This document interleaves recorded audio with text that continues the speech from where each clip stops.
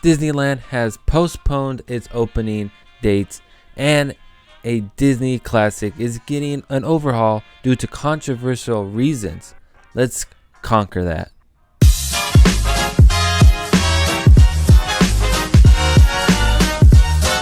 What's up, weirdos? Welcome back to another episode of Conquering Theme Parks. I haven't been doing anything news related in a while. Wow, this feels different for sure. It's just not a lot of news coming out. So I wanted to jump onto it because we got some big news that came out this week from Disney. So let's start off. A few weeks ago, Disney has released opening dates for Disneyland. It said July 9th, Downtown Disney. July 17th was Disneyland Resort. And July 23rd, I think it is for the hotels. Well, just a couple days ago, Disneyland has released that it is postponing its opening date for the parks. Which means Downtown Disney is still opening up on July 9th for now, unless something else comes up. But Disneyland Resort, the theme parks, are not opening up on July 17th like announced a few weeks ago. Disney has stated that the reason for this postpone is because the California government is not saying anything about opening date for the theme parks until July 4th. And they also stated that Disney won't have enough time from July 4th to July 17th, so they're postponing it. For some reason. Are they saying that they weren't ready for the initial July 17th opening? It kind of sounds like it, to be honest. But I don't know if anyone else felt this way, but when Disneyland first released its opening dates for the parks, it kind of seemed forced, like it came out of nowhere that they said July 17th, which I could see why they were aiming for July 17th, because that is the birthday of Disneyland, of when it opened in 1955. Maybe that's why, and they have a reason to delay it a little bit longer. Maybe because they weren't totally sold on the July 17th opening date. And a lot of controversy behind it with a lot of petitions out saying that they shouldn't open yet. So hopefully soon we'll know when the actual parks open up, because I've been missing Disneyland way too much lately. Doing all those history videos I've done in the past few weeks, I just want to go back to the parks. I want to give me a churro. I want to go ride Haunted Mansion and Splash Mountain. Disney also has just released that Splash Mountain at Disneyland and Disney World are getting overhauled for a Princess and the Frog theme.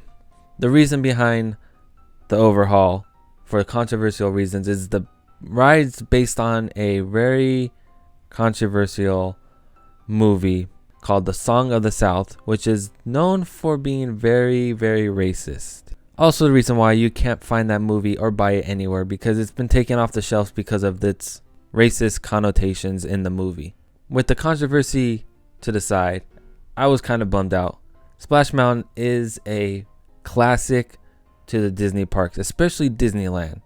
But this isn't the first time Disney has had to change an attraction because of controversial. Look at Pirates of the Caribbean. That attraction is totally different since the first day it opened, with some controversy that they had to change, some movie adaptations to the ride. So this isn't new to Disney. Disney's always trying to change its history. I mean, Disneyland has been around for almost 65 years. Actually, it'd be 65 this year on the July 17th. With the whole Princess and the Frog theme, why not put it in New Orleans Square?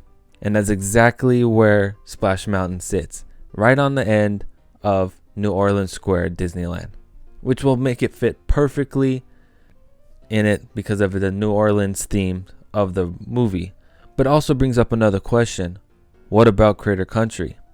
Now Critter Country only has 3 things: one restaurant, the Hungry Bear, the Winnie the Pooh ride, and the Pooh Corner souvenir shop. Now that's very small for an actual land to have one of each. Let's open up our brains a little bit. What if they themed the whole Critter Country to Princess and the Frog? They can have an immersive restaurant where the Hungry Bear is. They can have a whole souvenir shop to just more Prince and the Frog souvenirs and ride merchandise. And we can have another dark ride, maybe theme it around a sub-story of Princess and the Frog, maybe. It could be there. So could we get a whole Princess and the Frog themed land? I'm not against that. That's awesome. If they're already theming a big attraction, why not theme the whole land to Princess and the Frog? Or just extend the New Orleans feel throughout the Critter Country area. I mean, it's way better than the idea of them tearing down Matterhorn to replace it with a Elsa and Anna Frozen ride. I'd be totally against that. But there's been rumors. Lots and lots of rumors. But maybe I'll touch on that in a later episode when we start opening up our brains a little bit more about possible land expansions, Disney park expansions. I have several I've been thinking about through this whole quarantine. Here's even a crazier idea. What if they used the whole other half of the Critter Country land to expand Star Wars Galaxy's Edge? It's right there. It'd be enough land to build a whole, maybe a speeder bike roller coaster? I don't know. One thing that makes me feel a little bit better about this change to Splash Mountain is Tony Baxter is reportedly involved in this overhaul. If you guys don't know, Tony Baxter is an Imagineer, a great Imagineer, who's worked on Thunder Mountain, Indiana Jones, and so many other immersive attractions. He also worked on, you guessed it, Splash Mountain. He was the one that drew up Splash Mountain. And he was the one that came up with the theming around it.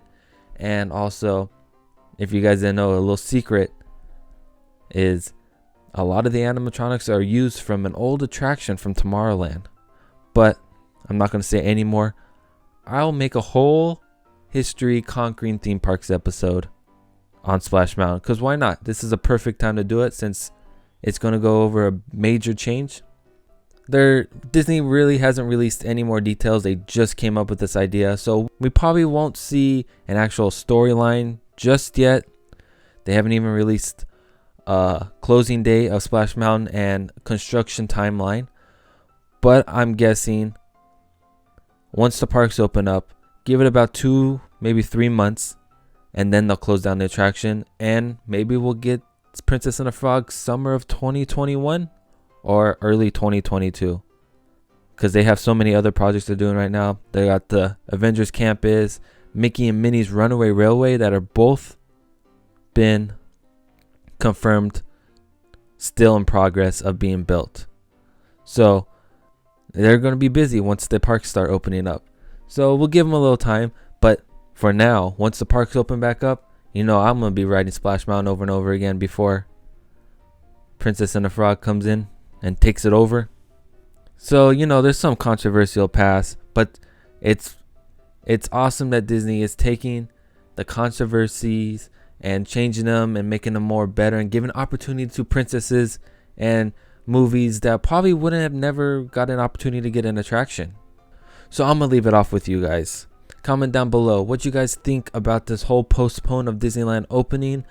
I know I just can't wait for the parks to be open. I'll be one of the first ones to try to get there, probably in the first week, depending on how the reservation system works. I mean, I've been missing Disney so much. I've been watching Disney Plus constantly. I think I've watched all Pixar movies that's ever been made so far, especially Onward. I watched that one in theaters before they shut down. But also comment down below what's your thoughts about this overhaul of Splash Mountain. Do you think it's a classic and it shouldn't be changed? Or do you like that Disney is always forward thinking and wanting to change the attractions to be more non-controversial and more family friendly? Comment down below. Well, I hope you guys liked it. Hit that like button if you liked it. Hit that subscribe button for more adventures. Also check out the links at the end of my video for more of me, more of my adventures, and where to find me on the social media, guys. Peace out, weirdos.